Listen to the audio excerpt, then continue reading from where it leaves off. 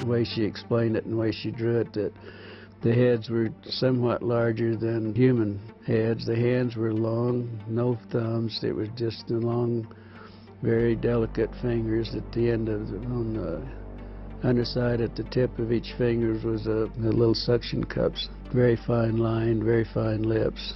There was no teeth. The ears, there was only 2 small orifices on each side of the head.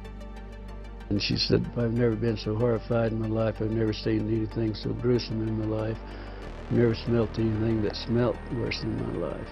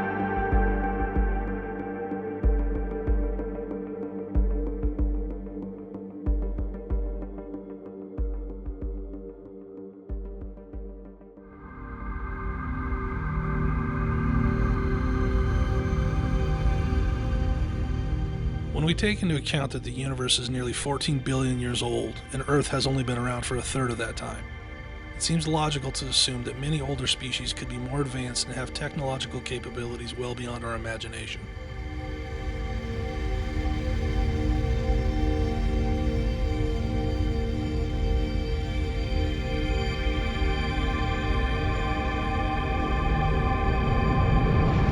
That considered, along with the perfect habitable qualities that Earth possesses, makes our planet an ideal target for advanced intelligent life to seek out and want to explore.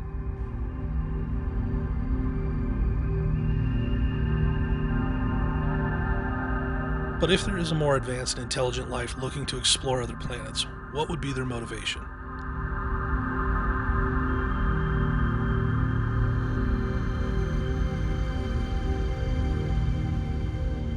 Would it be simply for exploratory and educational purposes, to observe and gather data?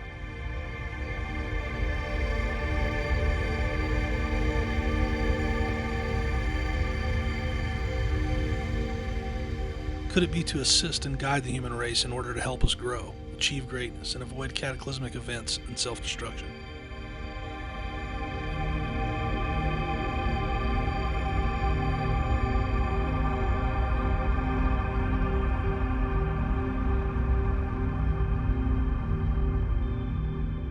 Could they be seeking refuge from a dying planet or solar system, in which case their intentions may be survival or colonization?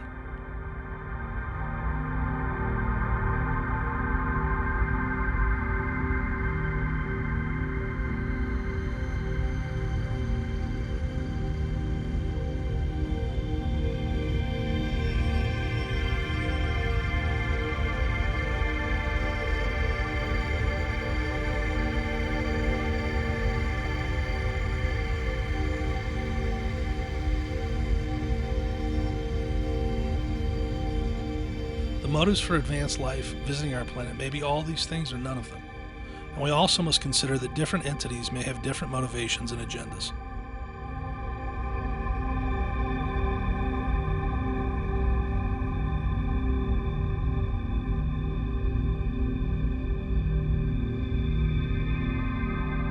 In this documentary, we're going to examine the most prolific reported encounters from the most often described extraterrestrial entities that may be visiting our planet. The Greys.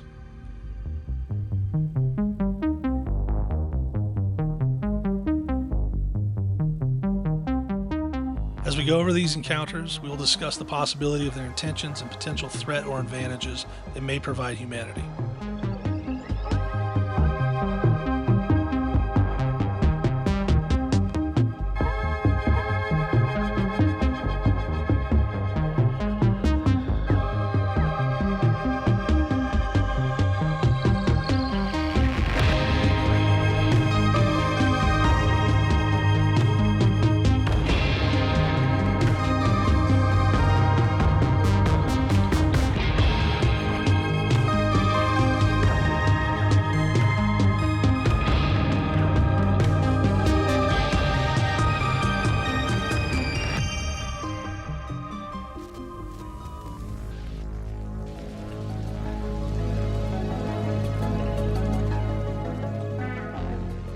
Prior to the termination of Project Blue Book, a U.S. Air Force program created to investigate the UFO phenomenon and headquartered at Wright-Patterson Air Force Base from 1947 to 1969, there were a total of 12,618 reported sightings.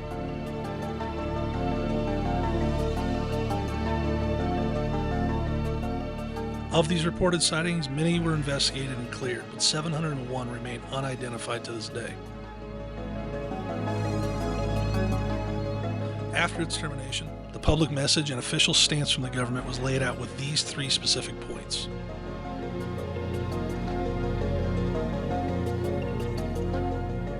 No UFO reported, investigated, and evaluated by the U.S. Air Force has ever given any indication of threat to our national security.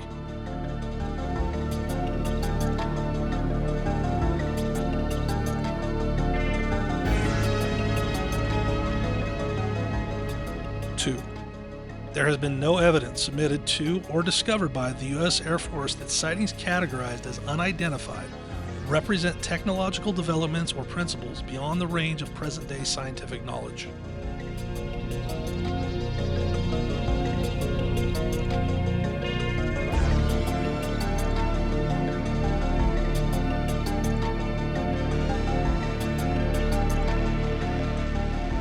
Three, there has been no evidence indicating that sightings categorized as unidentified are extraterrestrial vehicles.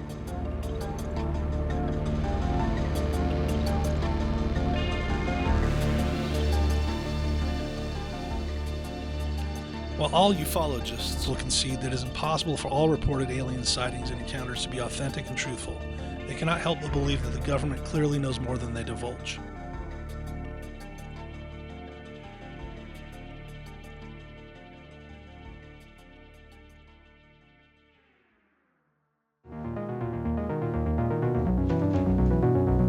Since 2021, when the government released thousands of previously classified documents,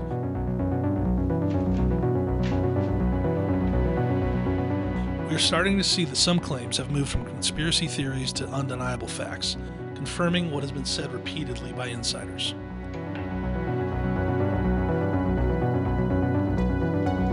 The U.S. government actively uses tactics to deny and derail the public conversation about the possibility that extraterrestrials are visiting our planet.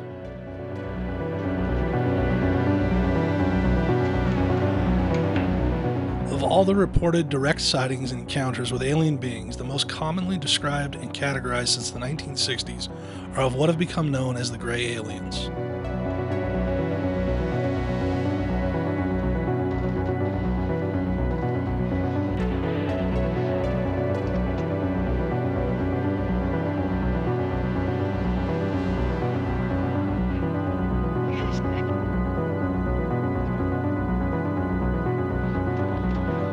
While there may be some small discrepancies in height, coloration, demeanor, or spacecraft, for the most part these beings, their vessels, and agenda consistently fall in line with the vast majority of encounters that are reported.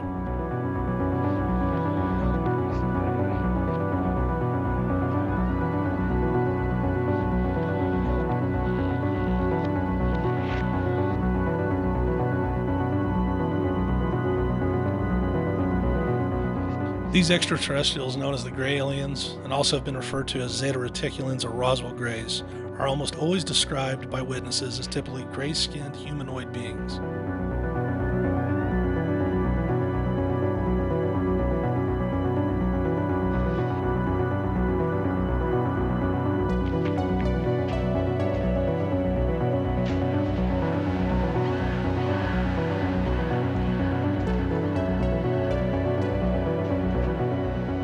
The average height reported of these beings are usually between 3 to 4 feet tall, and the shape of their bodies are described as being thin and elongated, with a small chest, and their bodies lacking or completely devoid of muscular definition, allowing the ability for their skeletal structure to be visible.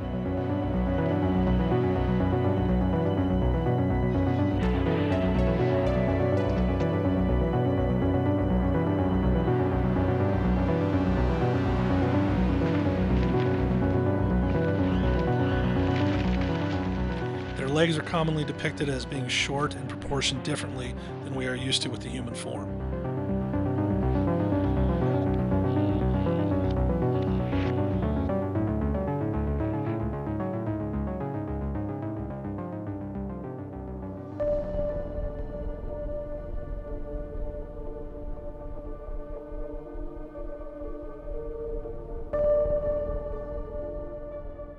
Another interesting note is that these extraterrestrials have also been reported to be jointed differently than humans.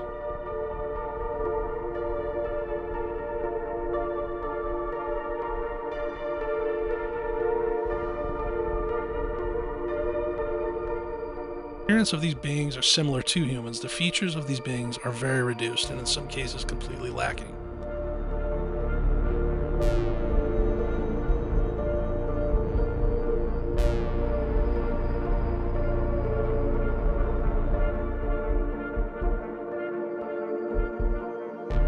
External protruding human body parts such as the nose, ears, lips, and sexual organs are not found on these beings.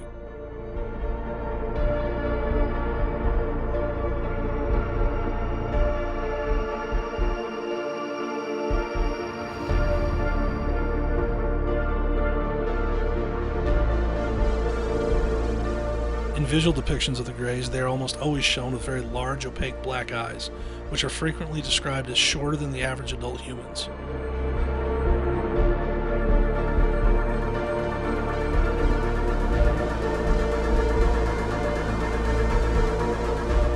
They are also depicted as having unusually large heads in proportion to their bodies, with no visible hair on the body, and sometimes small openings or orifices for ears, nostrils, and mouths.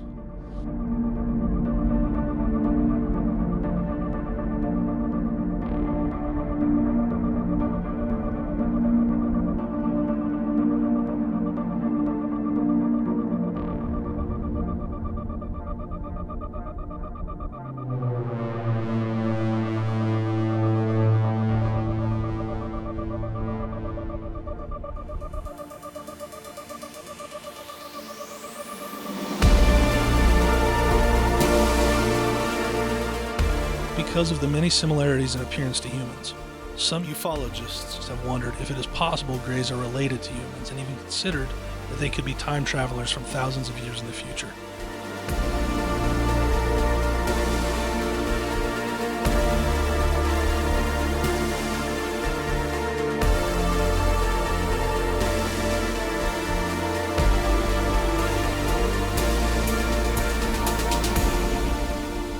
This idea may seem extreme, but when we consider the nature of evolution, some of the differences we see in the Greys are things that scientists have speculated could likely change in the human form as we continue to evolve over the centuries.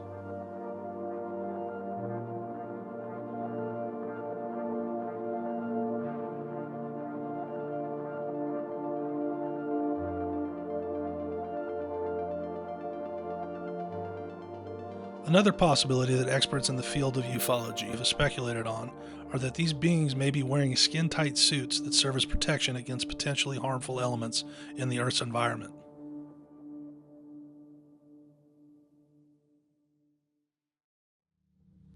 This too is also a plausible theory when we take into consideration that our moon and the planets in our solar system have conditions that could not sustain human life, so astronauts must wear protective suits in order to survive space travel.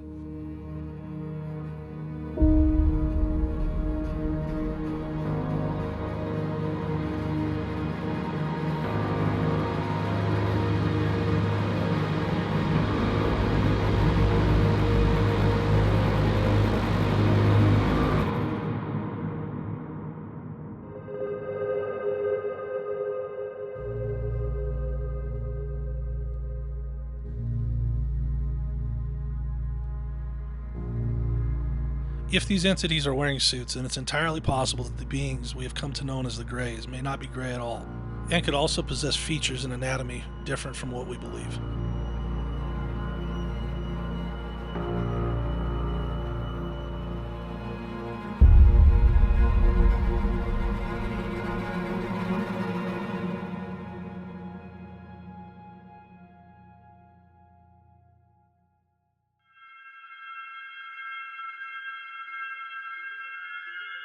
Spacecraft of the Greys.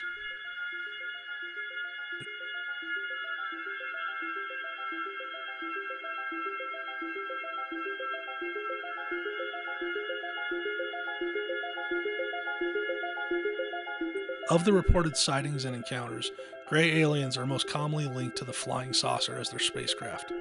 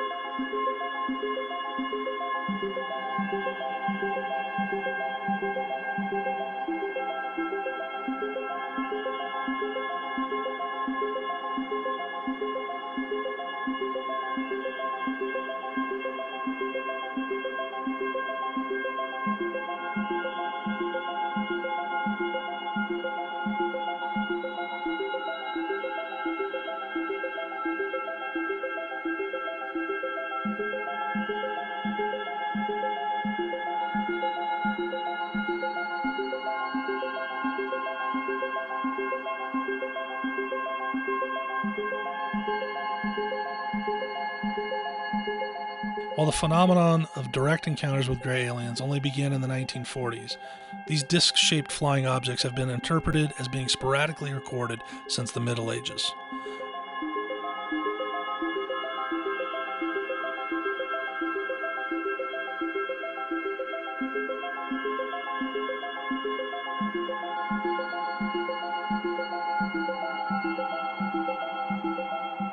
One notable story is from January 25, 1878. The Denison Daily News printed an article in which a local farmer, John Martin, reported seeing a large, dark, circular-shaped object resembling a balloon flying at what he described a wonderful speed. Martin said it appeared to be about the size of a saucer from his perspective. This is one of the first uses of the word saucer in association with the UFO.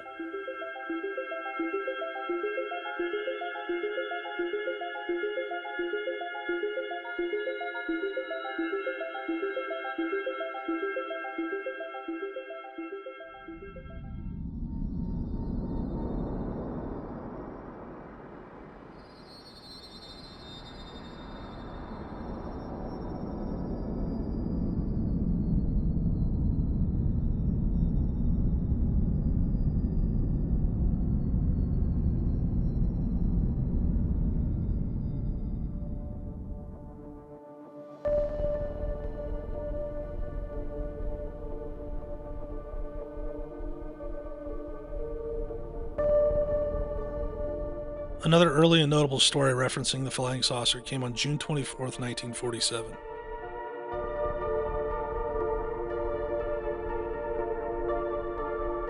This account is the highly publicized sighting by Kenneth Arnold. His story resulted in the popularization of the term flying saucer by U.S. newspapers. Although Arnold never specifically used the term flying saucer, he was quoted at the time as saying that the shape of the objects he saw was like a saucer, disc, or pie plate, and several years later added that he had also said the objects moved like saucers skipping across water.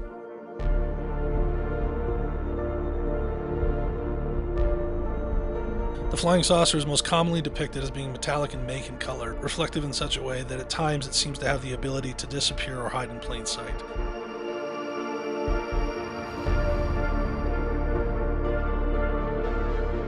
Sightings at night almost always report a string of lights around the saucer.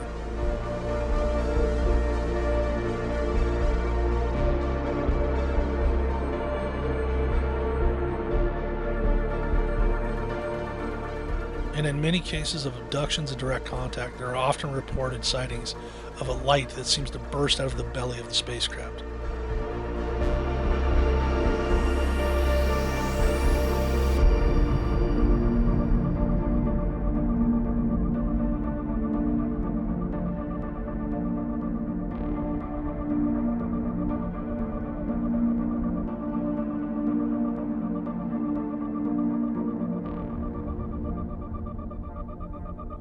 When it comes to the movement and capabilities of these spacecrafts, witnesses always report that the UFOs have the ability to move with precision and at speeds unlike any known aircrafts humanity has at its disposal.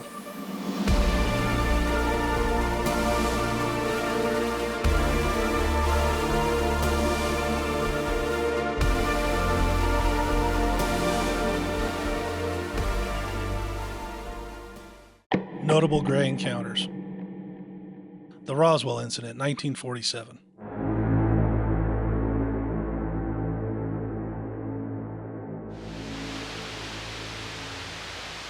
Probably 1:30 in the afternoon, and I received a telephone call from the mortuary officer out at the Walker Army Airfield Base, inquiring about what would be the smallest possible casket that we could get that would be hermetically sealed.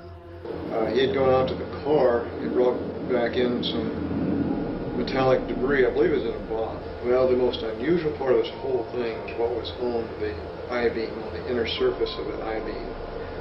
Because as you look at it head on, there appeared to be a type of writing on the mainframe itself. This writing was definitely a purplish violet hue, Is it possible you might have mistaken it for Russian, Japanese, any other language? No way. Mr. Burnett told me that when he was coming back from one of his field trips, he'd run onto a flying saucer that had burst open, and there were 4 beings on the ground. They had very large heads that were shaped larger on the top, and they kind of tapered down. Not to a real sharp point, but just tapered down where they were thin. And they had very large, oval-shaped or almond-shaped, I guess you could say, black eyes. There was 3 bodies. She said 2 of them were very mutilated. One looked like it might have walked out, or that it, might have lived a little while. It was the very next morning, some friendly person, probably from Clinton Anderson's office, called us from Washington and said, we understand that you have some information, and we want to assure you that if you release it on this matter, because it's not supposed to be released, it's very possible that your license could be in jeopardy, and so we suggest that you not do it.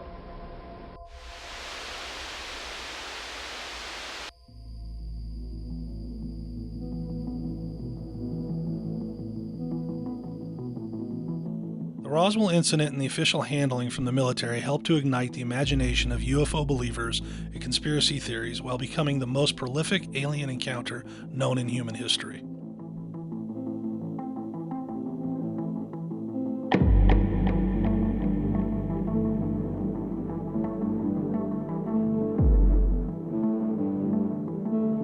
The Roswell Incident occurred amid the flying saucer craze of 1947.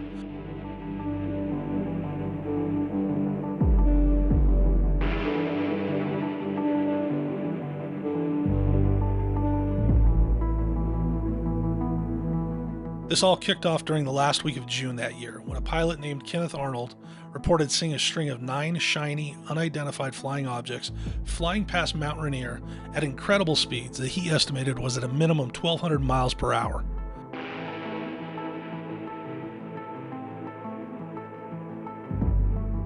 This was the first post-World War II sighting in the United States that garnered nationwide news coverage, and it is credited as being the first of the modern era of UFO sightings.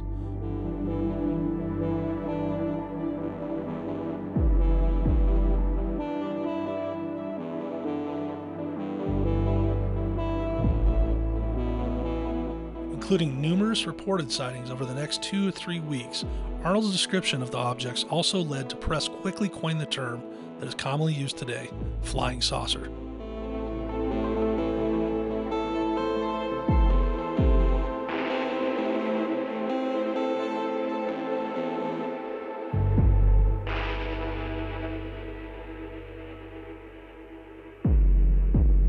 The William Ware Mac Brazel Incident.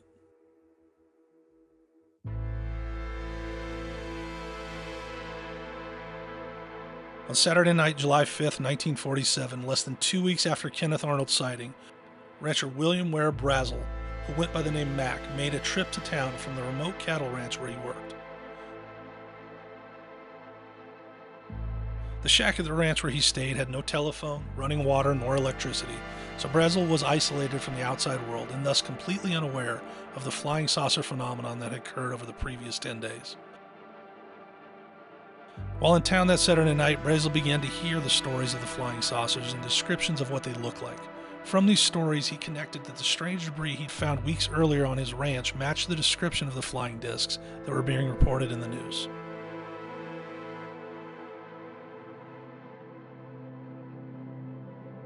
The debris he had found, tinfoil-like metal, rubber, and thin wooden beams, had all been scattered across a square mile of his ranch. He had thought the debris was highly unusual, but never considered that it could be anything from another planet.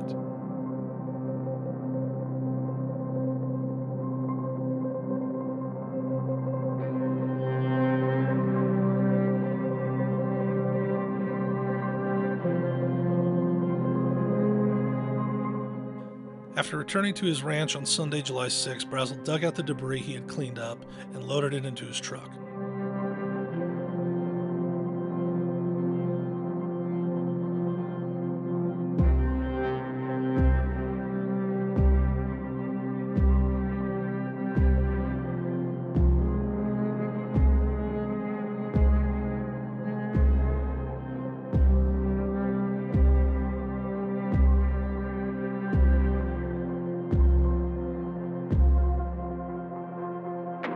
following day, he took it to the sheriff's office in Roswell, who contacted the Roswell Army Field to report the evidence they had in their possession. Major Jesse Marcel, a lieutenant colonel in the United States Air Force who had previously helped administer Operation Crossroads, the 1946 atom bomb test, came to meet the sheriff in Brazel to investigate the debris.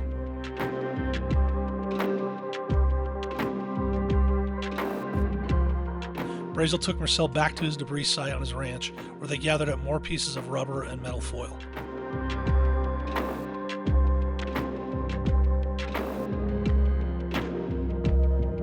On Tuesday morning, July 8th, Marcel took the material to his base commander, Colonel William Blanchard.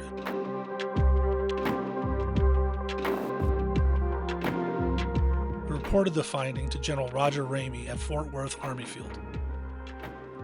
General Ramey ordered that the material be flown to Fort Worth Army Field immediately.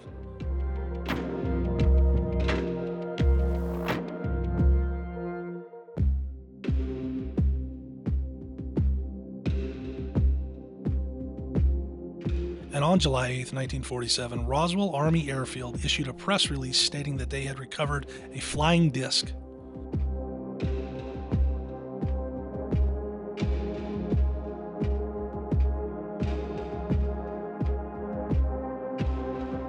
A local newspaper, the Roswell Daily Record, printed the story, but the Army quickly retracted their statement.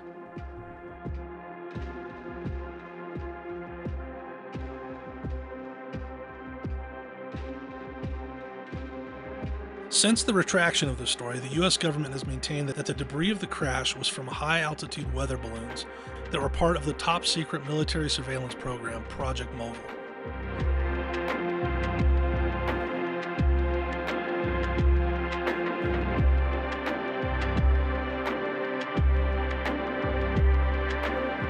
Project Mogul was said to be carried out from 1947 until early 1949 and was a classified portion of an unclassified project by atmospheric researchers at NYU.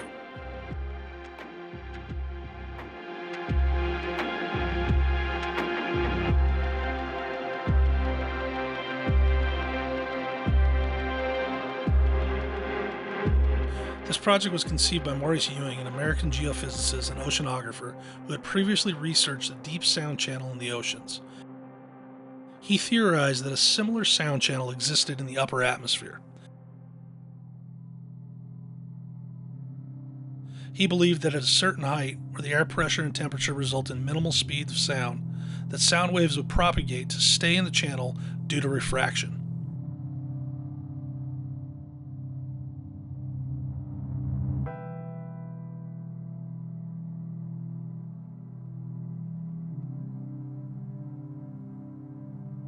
The project involved arrays of balloons carrying disc microphones and radio transmitters to relay the signals to the ground.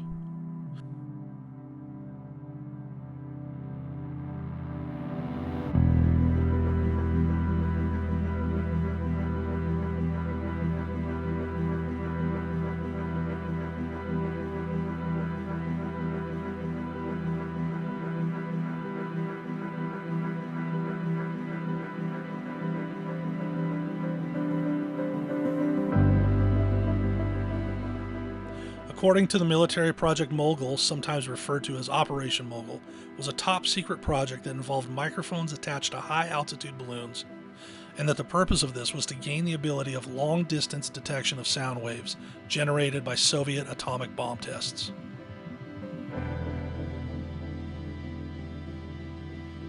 While Project Mogul has been the official explanation for the Roswell incident by the U.S. military, more questions than answers remain.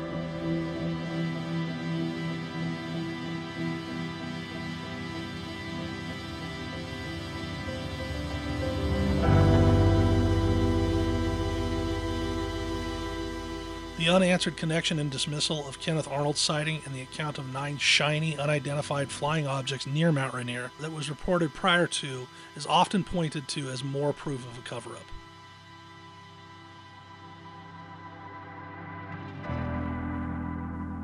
Following the Roswell incidents, reports of threats from military warning citizens not to share experiences publicly came out. These threats adversely affected the ability for those working to investigate what truly happened.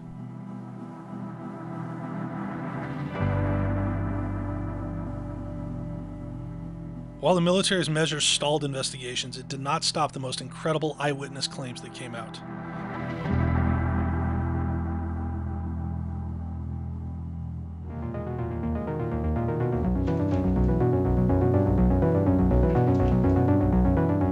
These eyewitness claims reported bodies of extraterrestrials that fit the description of what we now know to be gray aliens being found at the site.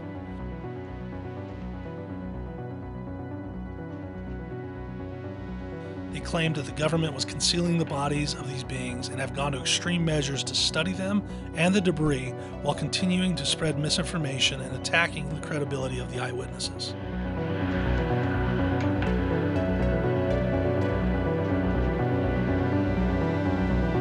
Although this incident happened nearly 70 years ago, it seems that we are a little closer to knowing the truth about what really happened in Roswell, New Mexico in 1947.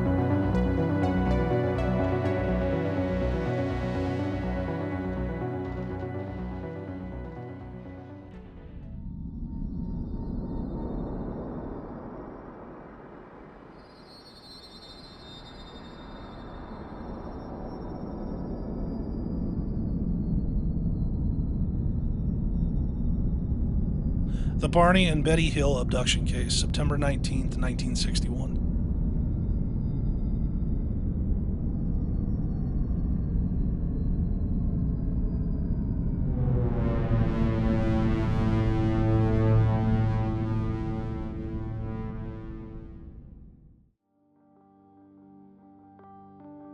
The case of the Barney and Betty Hill abduction was the first widely accepted and publicized case of an alien abduction.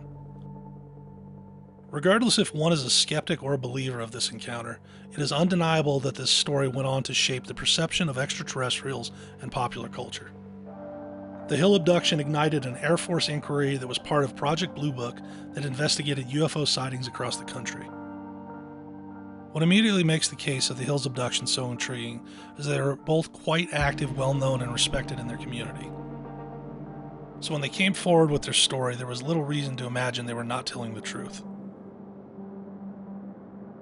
An interracial couple, the Hills, lived in Portsmouth, New Hampshire.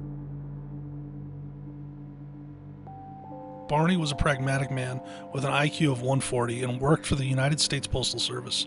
He also sat on a local board of the United States Commission of Civil Rights. Betty had a career as a social worker. She handled state child welfare cases, and along with Barney, was active in the local Unitarian congregation.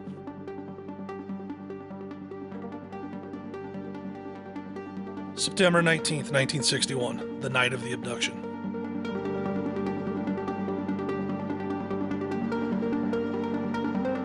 After 16 months of marriage, Betty and Barney Hill decided to take a delayed honeymoon trip through Montreal and Niagara Falls.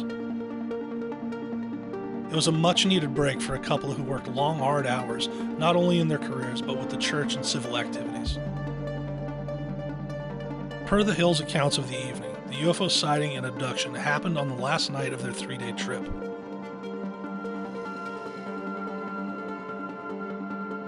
The couple stopped at a Vermont diner and had coffee before getting back on the road around 10 p.m.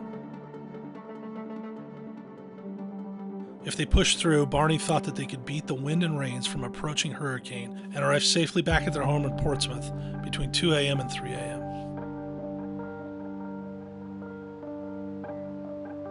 Once the couple was back on the road driving home around 10:30 p.m., they noticed a strange light in the sky that caused them some concern.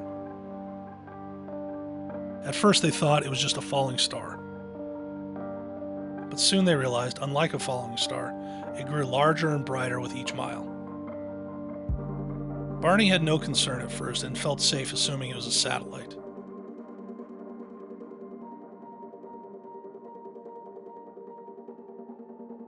But as the couple continued driving, they began to notice that the light seemed to be possibly mimicking the car's movements while they drove down the winding mountain road. At this point, the light begins to behave in ways that made no sense to the couple. Zigging and zagging, ducking past the moon and behind trees and mountain ranges, only to reappear moments later. It felt to them at times that the light was almost taunting them by moving nearer and then retreating.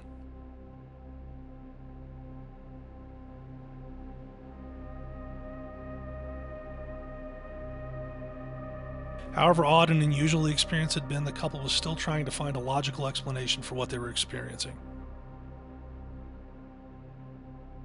They had considered it was likely an illusion created by them driving, and that the car's movement was only making it seem that the light was following or approaching.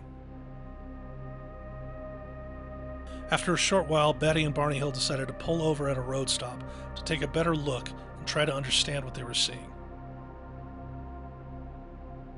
Betty had a set of binoculars, and after looking through them, she could immediately see that the white light was really an object spinning in the air, and realized that there was no way that this light was either a satellite or a star. Barney also knew that this was something unusual, and while he tried to convince himself and his wife that maybe it was a commercial plane or military jet, deep down he was concerned about what this could be and why it was seeming to taunt them. The couple got back on the road in hopes that the strange light would retreat, but it didn't. At this point, the Hills were about an hour away from the diner when they saw the object hovered just above the treetops, approximately 100 feet above them. Barney abruptly stopped the car but kept the engine running as he shoved his handgun he had carried for protection beneath the seat into his pocket and rushed into a dark field, leaving Betty in the car. At this point, Barney could not begin to understand what it was they were experiencing. As he looked up at the object, he realized that it was massive, the size of a plane, but it was no plane. This craft was flat and pancake-like, and as he looked upward, he could make out rows of windows, and behind these windows, 8 to 11 humanoid figures who were peering out the craft's windows and seemed to look at him. In unison, all but one figure moved to what appeared to be a panel on the rear wall of a hallway that encircled the front portion of the craft. The one remaining figure continued to look at Barney and communicated a message telling him, "Stay where you are and keep looking." Barney tore the binoculars away from his face and ran back to his car. In near hysterical state, he told Betty they're going to capture us. He saw the object again shift its location directly above the vehicle. He drove as fast as he could, telling Betty to look for the object. She rolled down the window and looked up. Almost immediately, the Hills heard a rhythmic series of beeping and buzzing sounds, which they said seemed to bounce off the trunk of their vehicle. The car vibrated and a tingling sensation passed through the Hills' bodies. The Hills said that then they experienced the onset of an altered state of consciousness that left their minds dulled. A second series of beeping and buzzing sounds returned the couple to full consciousness. They found that they had traveled nearly 35 miles, but they had only vague, spotty memories of this section of road. They recalled making a sudden, sharp, unplanned turn, encountering a roadblock, and observed a fiery orb in the road. When they finally got home to Portsmouth at dawn, the couple felt strange and awful. Even though they were home, they were far from relieved. They both described feeling dirty. Barney's shoes were strangely scuffed, and Betty's dress was ripped. They began to realize that there were 2 hours of the drive that neither one of them could remember, and they both felt aware of a puzzling presence. In the weeks and months after, Betty began researching as much as she could about UFO sightings and abductions. She discovered the civilian UFO group, National Investigations Committee on Aerial Phenomena, NICAP. She shared her story and also reported the sighting to the Air Force. The couple was worried about the possibility of radiation exposure and the lasting effects it could have. As the years passed, the couple struggled. Betty suffered from disturbing dreams, while Barney developed an ulcer and anxiety. Eventually, the couple sought mental health help and met with Benjamin Simon, a psychiatrist and neurologist who specialized in hypnosis, a mainstream technique at the time. Over months of weekly sessions, Simon helped the couple piece together what they now believe happened to them that night. It seems that the vessel had eventually landed on the Hills' car, putting them to sleep. Afterward, gray beings walked them up a long ramp into a large spacecraft nearly the size of their home. Once inside, the Hills were separated. They were each brought into an examination room separately that had curved walls and a large light hanging from the ceiling. Each was asked to climb up on a short metal table, so short in fact that Barney's legs hung over the side. During the examinations, the beings removed Betty and Barney's clothing, plucked strands of their hair, took clippings of their nails, and scraped their skin. Each sample was placed on a clear material, somewhat like a glass slide. Needles connected to long wires probed their heads, arms, legs, and spines. One large needle, around 4 to 6 inches, seemed to be a pregnancy test, which was inserted into Betty's belly. This test left her twisting in pain. Throughout, a being Barney and Betty called the Leader watched from the side. Through the hypnosis, Betty recalled some conversations and incidents that were quite peculiar. One of the incidents was when the beings discovered that Barney's teeth could be removed because he had dentures. Later, alone with the Leader, Betty asked where the craft had flown. Admitting she knew little of the universe, the being told her, "If you don't know where you are, there wouldn't be any point in me telling you where I am." 4 years after the abduction in 1965, the Hills' story was picked up by a Boston newspaper. After that, the quiet couple's story became known around the world. A best-selling book and a movie starring James Earl Jones were made of the upstanding civil servants who had become celebrity abductees. The Hills were not the first to spot a UFO or even the first to report an abduction, but their story did capture the nation's imagination and was so widely publicized that it helped shape how we talk about alien encounters and abductions to this day. While the Air Force's Project Blue Book would ultimately dismiss the story, determining unexplained craft could be explained by natural causes, hinting that the couple hadn't seen a spacecraft at all, but only the planet Jupiter. That said, the NICAP's scientific advisor found their account credible after he cross-examined the couple. For his part, psychiatrist Simon never felt that the Hills had made up their story. He publicly stated on a radio show in the 1970s, "I believe implicitly in the honesty of these people." His conclusion was that Betty had dreamed of the abduction and Barney had absorbed her story, especially since many of the most vivid details matched descriptions of dreams Betty had jotted down after the event. Of course, the other explanation, the one that's hard for most to stomach, is that the abduction actually did occur. Betty and Barney never wavered in their story, and both went to their grave believing what they had uncovered through hypnosis actually happened to them.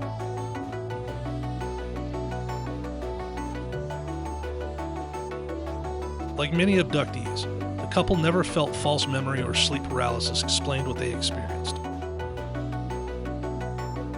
Betty became a known voice in UFO research and claimed she was visited multiple times in the decades to follow.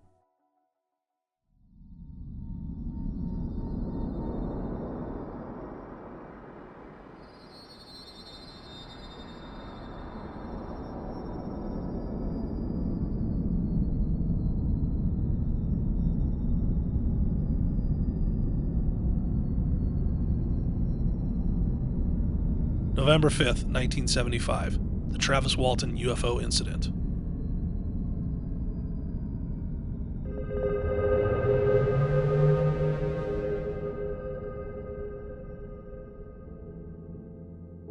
The Travis Walton UFO incident was an alleged alien abduction of American forestry worker Travis Walton by a UFO on November 5th, 1975, while he was working in a national forest near Snowflake, Arizona. For 5 days and 6 hours, Walton was missing. After days of searching with scent dogs and helicopters, Walton says he reappeared by the side of a road near Heber, Arizona. The Walton case received mainstream publicity and remains one of the best-known alien abduction stories in the world. In 1978, Walton wrote a book about his abduction entitled The Walton Experience, which was later adapted into the 1993 film Fire in the Sky. Walton, while riding in a truck with 6 of his co-workers, allegedly encountered a saucer-shaped object hovering over the ground approximately 110 feet away, making a high-pitched buzz. Walton claims that when he got out of the truck and approached the object, a beam of light suddenly appeared from the craft and knocked him unconscious. Terrified, the six witnesses watched as Walton seemed to be abducted by the spacecraft. Not knowing how to aid Travis, they took off to seek help. Walton claimed that he awoke in a hospital-like room being observed by three short beings that matched the description of gray aliens. Terrified for his life, Walton claimed that he fought with these beings until a human wearing a helmet led him into another room, where he blacked out as three other humans put a clear plastic mask over his face. Walton has claimed that he remembers nothing else until he found himself walking along a highway 5 days and 6 hours later near Heber, Arizona, with a flying saucer departing above him. As with all major reported UFO sightings and abduction reports, skeptics rush to claim hoax and debunk as quickly as believers rush to accept and believe. Travis Walton case is no different, and it has been subjected to a high amount of scrutiny based on the fact that he remembers very little and that the story seems to be inconsistent at times. Some of the things skeptics were quick to point out as proof of a hoax were that the Navajo County, Arizona Sheriff's Department categorized Walton and his older brother and his mother as longtime students of UFOs. They also go on to say that this is an example of a UFO hoax promoted by a credulous media circus, with the resulting publicity exploited by Walton to make money. One notable UFO researcher, Philip J. Klass, agreed that Walton's story was a hoax, perpetrated for financial gain. He identified many discrepancies in the accounts of Walton and his co-workers. And after investigating the case, Klass claimed that the polygraph tests were poorly administered and that Walton used polygraph countermeasures such as holding his breath, and that Klass uncovered an earlier failed test administered by an examiner who concluded the case involved gross deception. However, on the other hand, ufologist Jim Ledwith said, for 5 days the authorities believed that he had been murdered by his co-workers, and then he was returned. All of the co-workers who were there, who saw the spacecraft, they all took polygraph tests, and they all passed except for one, and that one was inconclusive. What is agreed to and accepted by both skeptics and believers is that these polygraph tests were administered. And the truth is, when it comes to polygraph tests, people do try to deceive them all the time. But it seems highly unlikely to imagine 6 of the 7 people corroborating the same story were able to pass the exam. Another skeptic who weighed in was cognitive psychologist Susan Clancy. She proposed that Walton was likely influenced by the NBC television movie The UFO Incident, which aired 2 weeks before his own claimed abduction. She stated that Walton's story shares commonality with all other alien abduction claims that are made after such stories appear in films and on television. When we take into account all the skeptics who claim Walton's story is a hoax created for financial gain, they too fall victim to the same scrutiny of circumstantial evidence. Each one of the naysayers present an opinion about Walton and his claims based on their interpretation and investigation of the accounts. However, they can provide no hard evidence to support their claims of a hoax. What is left that remains very hard to explain for anyone are 2 things. 1. If Walton made this all up nearly 50 years ago, where was he for the 5 days he was missing, while the sheriff department was convinced he had been murdered and searched for his body using scent dogs?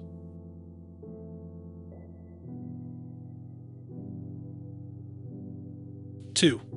Walton has always stuck by his story, as have his co-workers, who were with him in the night of the abduction.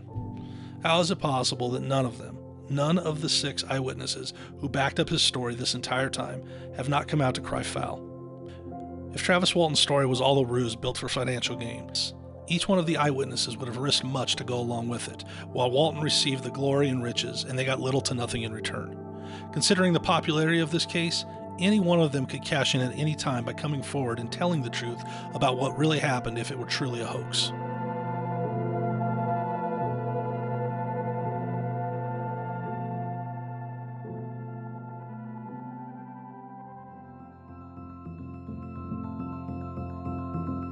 The fact of the matter is this.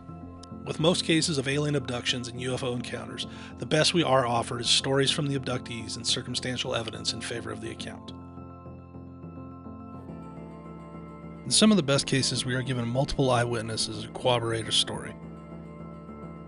But that doesn't stop the naysayers and skeptics. Even in cases with incredible amounts of witness, such as the Phoenix Lights, skeptics refute these claims and work tirelessly to debunk, but also offer only opinion and circumstantial evidence to back up their disbelief. The three cases we covered here, Roswell, Betty and Barney Hill, and Travis Walton, are really no different. Even though with the Roswell case we are left with some verifiable hard evidence in the way of debris, we are not able to examine it ourselves and are left with the accounts of the nature of the debris that is described as otherworldly by some witnesses and nothing unusual by our military. The choice is then left up to the individual to decide. If we choose to believe that gray aliens do indeed exist and have visited our planet and had encounters with humans, then the questions are, do they pose a threat, and what have they come for?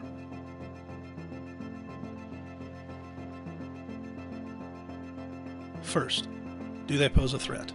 While it is undeniable that any individual would likely find an alien encounter to be a terrifying experience, the fact of the matter is that our fear is first likely based on the unknown.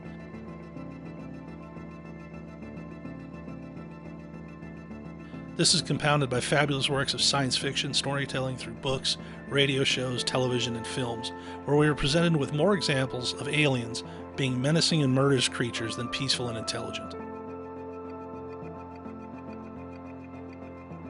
Along with this, the secrecy, suspicious handling, and deception by world governments to debunk and bury every report of UFOs and alien encounters only lead to more unknowns that perpetuate more fear. If we are to believe in the stories of these three encounters, the simple truth is that the Greys have never posed a threat of violence to humanity.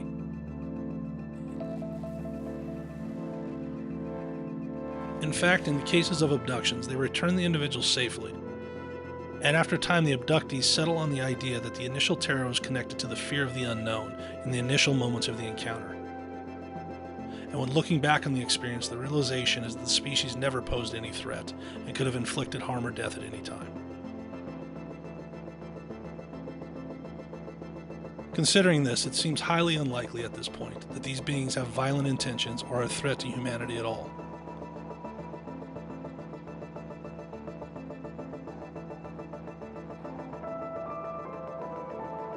As for the second question, why have they come? For now, the best we can consider is that their interest is likely to be in line with that of our own. Explore and learn.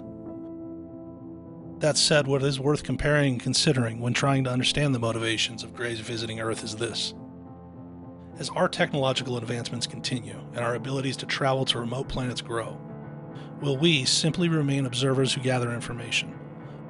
Or will we set our sights on planets with ideal conditions for life, gather information slowly in order to fully understand the life that inhabits these planets and the challenges it would take to colonize and take over? I believe that our history holds that answer.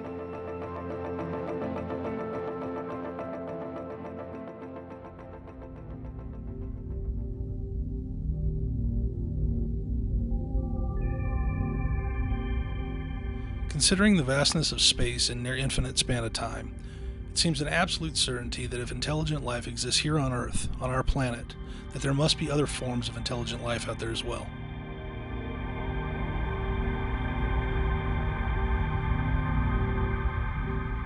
Within man's technological history, we have accomplished great feats and are on our way to so much more.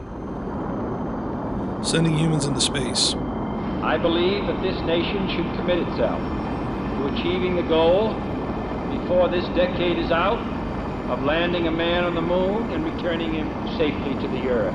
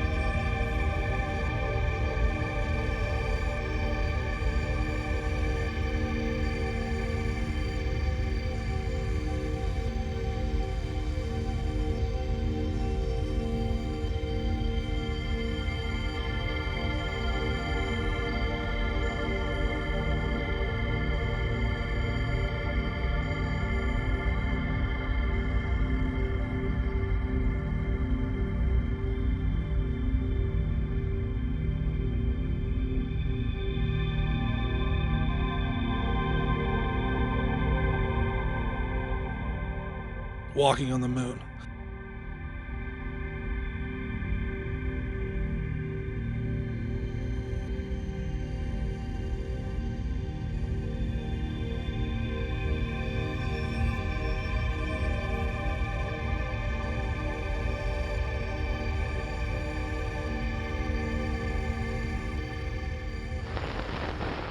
I'm going to step off the limb now.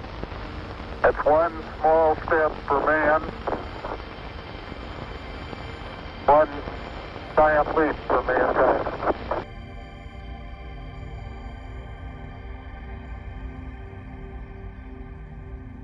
Successfully landing a rover on Mars to collect and gather information and insight on our galaxy and its history.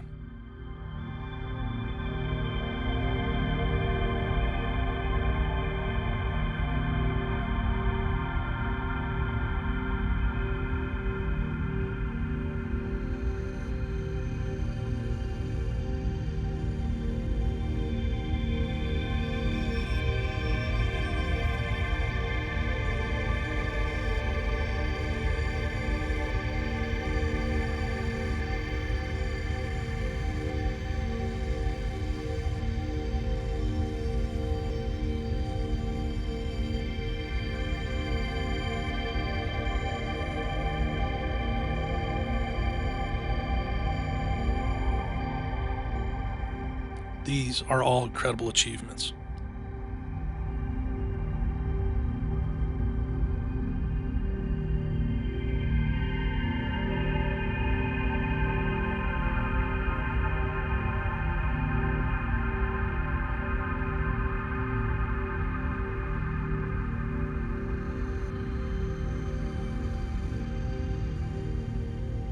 If we have the ability to travel these great distances today, where and potentially when could we go in the not-so-distant future?